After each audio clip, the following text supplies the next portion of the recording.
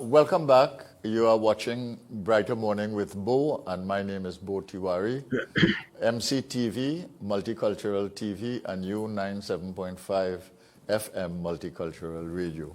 We have on the video and line now Mr. Gabriel Faria, the Chief Executive Officer of the Trinidad and Tobago Chamber of Commerce, probably the largest chamber in Trinidad and Tobago, representing a full range of businesses. So we'll have a conversation with him now. Gabriel, how are you? I'm not hearing you. Really? Yeah, we're hearing you now. How are you? Okay, are you? Oh, very well, very well. Okay, you heard the minister just now, Minister Bacchus, talking about digitalization and how he was going about his business and talking about collaboration with the private sector, the unique identifier, etc. You have any comments? I must say, I had a meeting early in his tenure when he was working with Minister West. And the background I've heard about Minister Bacchus is very, very comforting, and that I think he has the best intentions, and we stand ready to support him. You may or may not know that for years there has been an effort for digitization. The greatest challenge really comes about from the transparency issue once you digitize. And I look forward to the whole of government providing that support to encourage that level of transparency, not just at the minister's level where we need it, in terms of our whole procurement process, but also in terms of the public servants who use it, so that there's transparency and fairness in the way they deal with their users. I'm a little disappointed, and of course it's not the minister's fault. I'm a little disappointed because up to now, when you have to pay your VAT and you have to pay your taxes, if it's under 100,000, believe it or not, you have to walk down to a ministry and drop a check. And I view that as really, 20 years behind. Everywhere in the world, people are paying online. So I'm hoping that's what, I know that's a very small component, but I'm hoping that's one of the things that we can move forward on. It's a small component, but it's an important component. If you can't do simple things like that, what is the point about talking about the big transformation issues, But let me ask you something. You mentioned the issue of transparency. What is it that concerns you about digitalization and transparency? Well, again, you would have some experience with this. There has been talk about millions of dollars spent years ago in computerizing the licensing, the Ministry of Works, the licensing department, and it was never adopted. And I think that's one of the challenges we need to address, and we need to let everyone, consumers and the public service, recognize that yes, you are going to have to change the way you do things, and there is going to be transparency in the way, what motor vehicle number do you get? How did you get your permit? How did you buy your vehicle? Did the transfer go through properly? And those are the types of things I know people are reticent to adopt, and I'm hoping that we'll recognize we are coming up in a new world, basically. Okay, you have been collaborating among the private sector institutions on this vaccination drive. How did that go? How has that gone? I must tell you, we have some excellent collaboration with a number of ministries. The Ministry of Trade, of course, our line ministry is the one that we have the best engagement, and I must commend Minister Vaccination on her ability to engage and respond quickly. I think that when we look at this exercise on the vaccination effort, the minister and his entire team at the Ministry of Health have been very responsive. As you know, we are working in a partnership with AmCham and collaboration with TTCSI, and a number of other, and that's of course at the Napa site. I see you have the images up now, but a number of other private sector organizations have jumped on the wagon to support the ministry here and the people of Trinidad and Tobago. It's working excellent. We have not had any. I mean, when you're doing a project where you have 200 employees, there are 200 employees on that site, you know. When you think of that and you think of the budget we're spending in 60 days, it's more than many small businesses. There are going to be hiccups, but in my mind, the responsiveness of the Ministry of Health has been excellent. Okay, but what I note there is collaboration among the private sector and collaboration with the Ministry of Health. We have seen that turn out to deliver a very, very successful end result. What does that say about collaboration and the need for a collaborative approach in this country? And what more collaboration would you like to see, let's say, with government? Well, you know, personalities are always at play when you're dealing with anyone, and you will have a business with 20 key managers, and you will find that one department has challenges whereas other departments don't, and that's the reality, I suppose, even in ministries. I see this as a real opportunity for setting a precedent for future collaboration, and I really look forward to expanding this as we look at other areas, especially in the ease of doing business, because up until now, our key point of contact in the ministry has been the Minister of Trade. And as I said, you could not find a more responsive, engaging, a Sunday week I will send her a message, she responds, and this is not me, this is to anybody in the private sector. She's amazing. It's not the same with all the ministries, and unfortunately, we need to engage with a much wider group if we really want to have a successful interface between the private sector and business. Yeah, what are some of the things that you'd like to collaborate with government on? You said ease of doing business. Now, this is a sore point.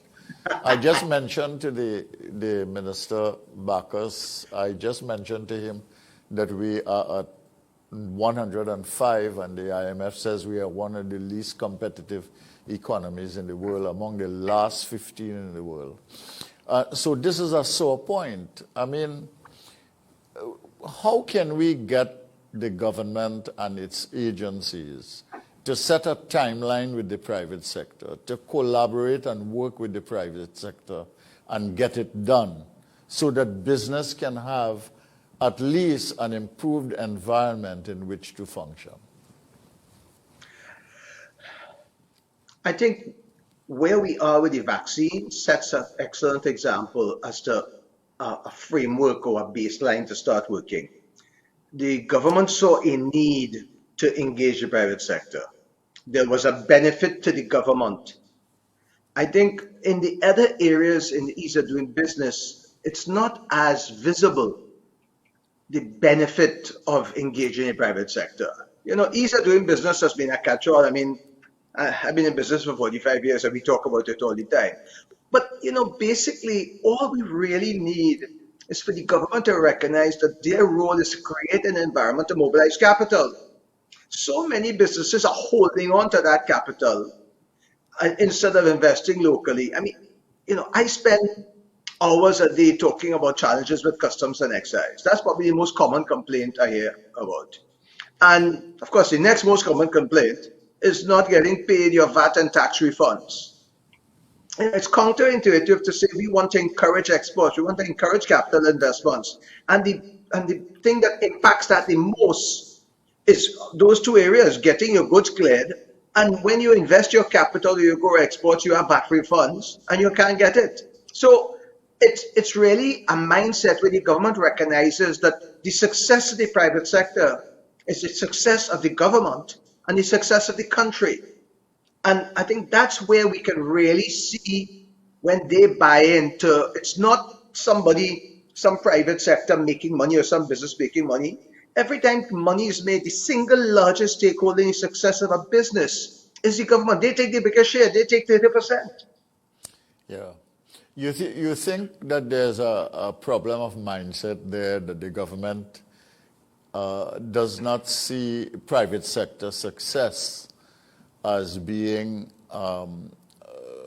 aligned with government success and ultimately national or the country's success? I mean, is there a problem? Is there a mindset? Is there a block? Or is there a bridge that needs to be crossed? What is the issue? First of all, we have to build bridges. So let's be very clear. I have been quite outspoken about some of the challenges we've been having, but we're not going to go anywhere if we continue to spit at each other across the media. If we don't build bridges and if we don't recognize that our mutual success will benefit the people of Trinidad and Tobago, we'll continue to do this. You know, when you look at Jamaica, Barbados, countries all over the world, they recognize that the success of the private sector is the success of the economy. Unfortunately, and I don't want this to be taken wrong, unfortunately, because of the power of energy, which generated, I think it was 35% of our GDP and 80% of our foreign exchange, the private sector was almost considered an interloper in the economic activity. So energy drives the business. Okay, we'll help you out, but you are secondary. Hopefully now that's going to change. I want to give you one something that you might remember.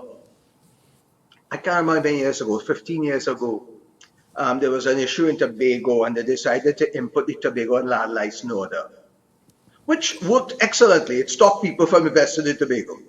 Right? It took years to get your approval. People went somewhere else and they built villas other places.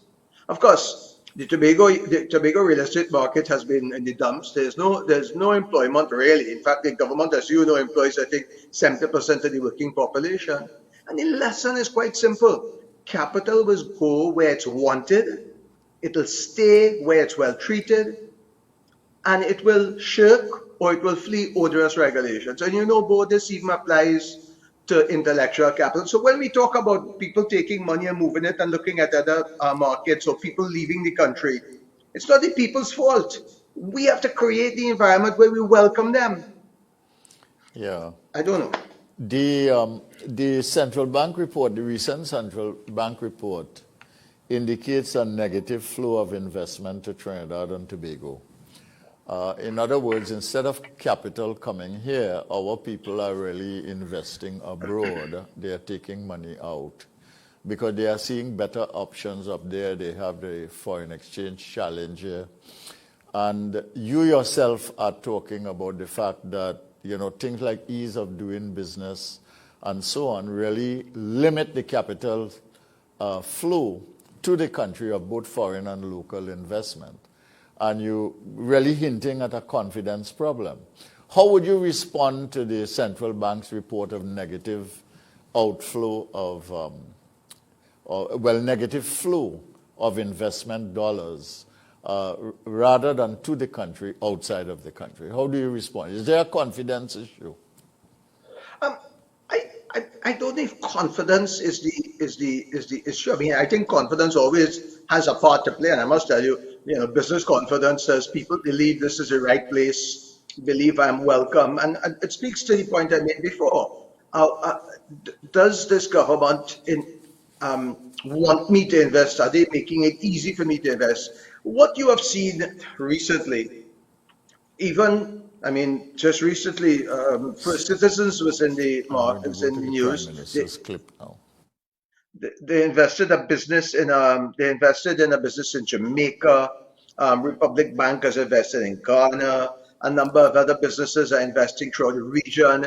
We are part of a CARICOM and single market economy, and we have to recognize that we have to compete. The Trinidad and Tobago government and country needs to recognize we have to compete with other countries. And if we don't create that environment where we encourage it, capital will go, as I said, where it's wanted. But I want to make one point though.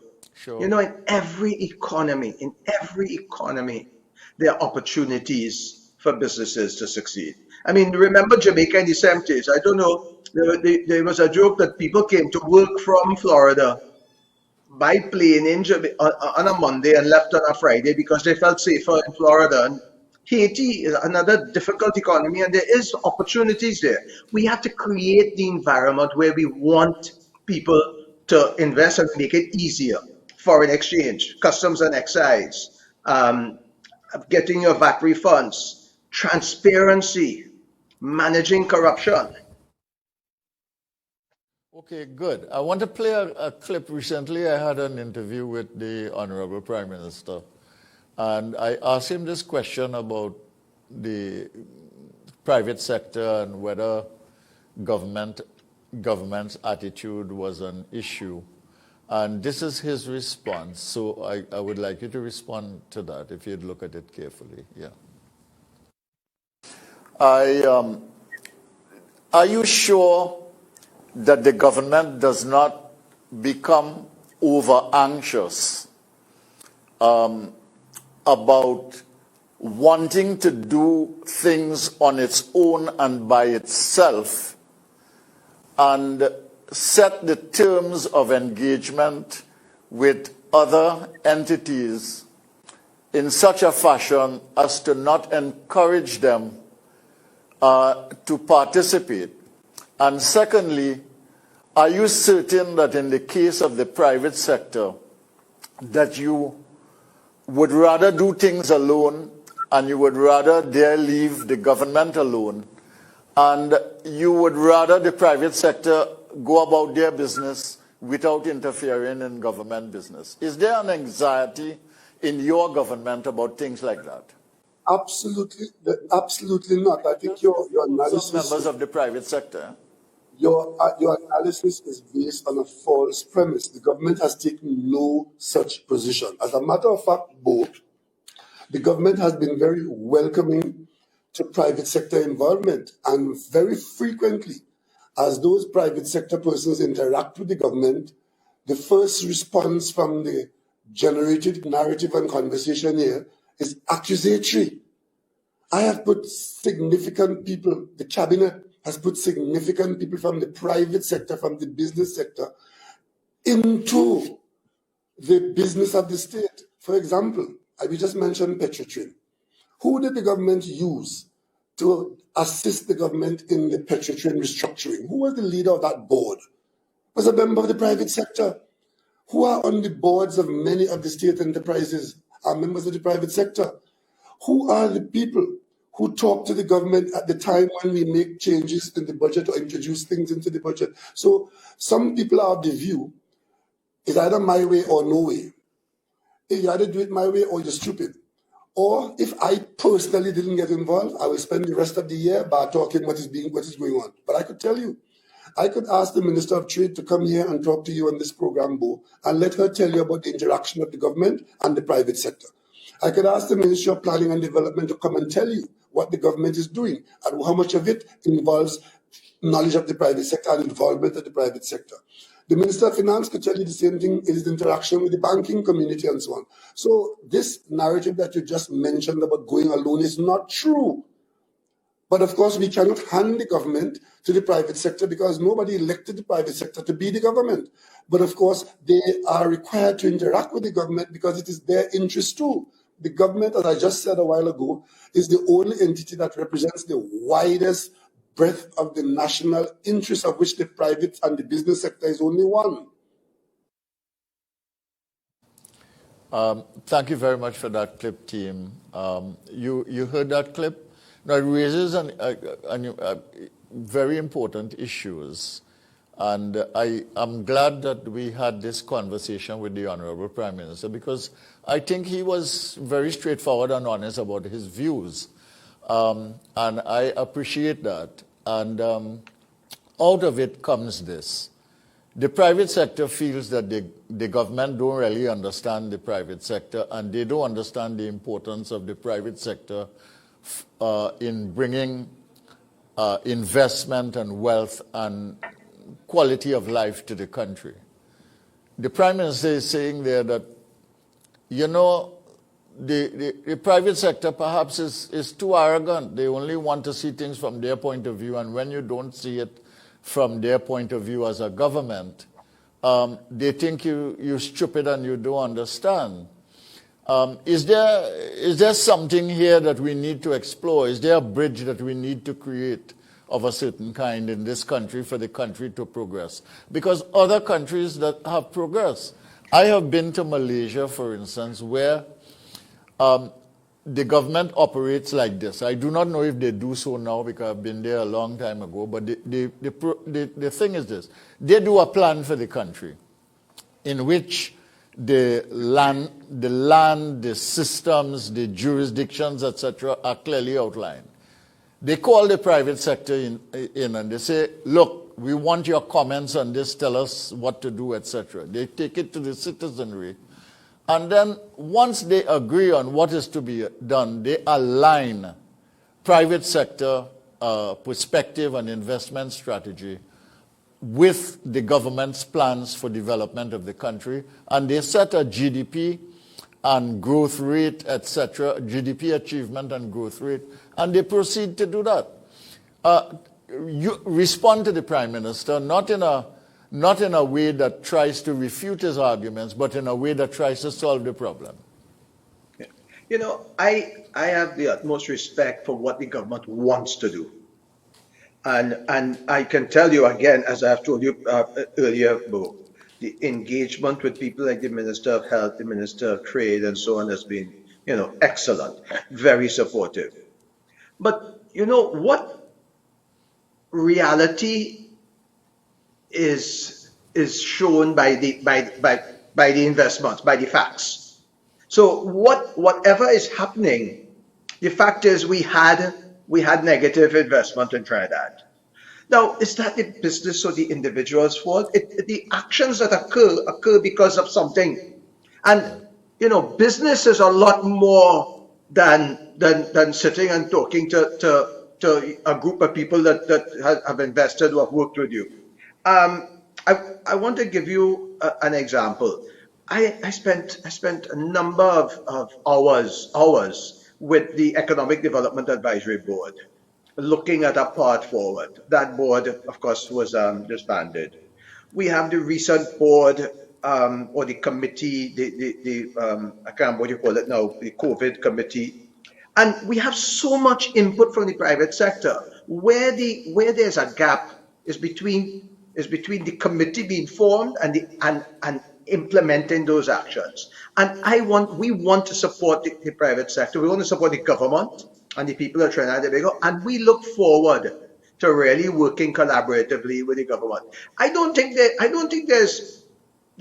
we're fighting each other. I just think that there's a need, and I have the utmost respect for an economist like yourself, Dr. Terence Farrell, and he really says we have to bridge that gap. And we want to bridge that gap with government. Because we want this country to succeed. Yeah, but is the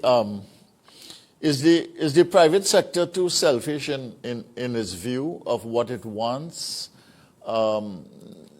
Is it too arrogant and assertive about its view without understanding the difficulties, the limitations of government, or what? I am asking you that for the sake of the public understanding of this issue. This vaccination effort is probably, I think, an excellent example of the private sector's commitment. When you think we are engaging, Narada and myself have been engaging with so many companies, asking them for support. It's millions of dollars to set up a vaccination center. There are businesses that have been closed, and they are still people are putting, if it's 5,000, if it's 1,000, if it's 10,000, if it's sending product. So the private sector recognizes they have to work and they have to contribute. I don't believe that you can paint a brush across a grouping as the private sector. The facts are, when people decide to invest in other countries or wherever they decide to invest, they do that because they feel that's where they're going to provide the best return either on their capital or on their intellectual capital. And that is the metric. That is the metric we need to be looking at. So there's a predictable outcome. What we have to do is work with the government and change that predictable outcome. Stop people from taking money to other markets in the CARICOM single market and economy, and get people to invest in this. And they are doing it. But we have to deal with those bugbears. We have to deal with customs. We have to deal with VAT refunds. We have to deal with digitization, making it easy. We have to deal with corruption. And I am confident that we can do it. So there's no arrogance here as far as I'm concerned. If a country says you don't want my money, I will go where I'm wanted. All right, let's shift a little bit. COVID has had a devastating effect on businesses everywhere. But in Trinidad and Tobago, we are living the reality. All these lockdowns and closures and the uncertainties have led to business collapse, right? Many businesses will never be able to open. Some, even if they open, might not be able to stand up unless maybe they get some special kind of help. Can you talk a little bit of what has happened to the business sector during the COVID period? Yeah, it has been personally very trying on me, because people are calling me and we're talking, and I'm hearing the pain and I'm hearing the distress. The distress of people.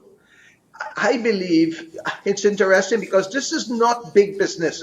The big businesses in the main have the capital infrastructure and the bank financing in place to go through this. But I think maybe 25% of micro and small businesses will close. I mean, let's be honest, there's been no real support for small business. The terms of the $300 million facility that was put in, interest-free loan, was so convoluted that the uptake, from what I understand, was less than 25%. Now, Bhoe, when you offer someone money interest-free and they don't take it up, why do you think that? Is it the people bad?